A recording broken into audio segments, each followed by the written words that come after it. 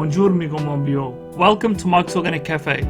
I'm recreating a classic French dish called creamy potato gratin using organic ingredients for your health, and I'm adding grass-fed beef mince. If you're vegetarian, leave the mince out and you still get some of the protein from the cheese, but I'm not, so I'll leave mine in. Ingredients are 750 grams of organic potatoes, onion powder, 1 cup organic grated cheese.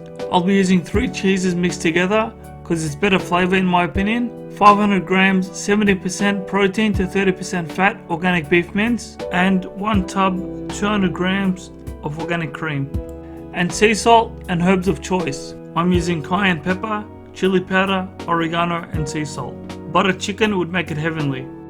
Step 1. Preheat oven on fan bake 350 Fahrenheit or 180 Celsius. Then slice the potatoes into thin pieces and slice the onion into thin rings. Then grab your baking tray, arrange a bottom layer of overlapping potato slices and place a layer of onion rings on top of that. I only have onion powder, so sprinkle a fair amount on top, but you're meant to use the whole onions sliced into rings. Step 2. Grab the cheese from the sprinkling bowl first, then sprinkle a small amount around the top of the potato and onion powder so it binds with the potatoes while baking. Step 3. In the mince bowl, add the herbs of choice. Mash the herbs with the meat using a fork so it's evenly mixed. Then place the mix in the middle of the pan and squish it with clean hands to the edges. My pan is too big, so it didn't make it to the edges. However, I think allowing the potatoes and cheese to cook more on the sides will give it a nicer texture around the border. Then repeat the layers: potato, onion powder and a bit of cheese.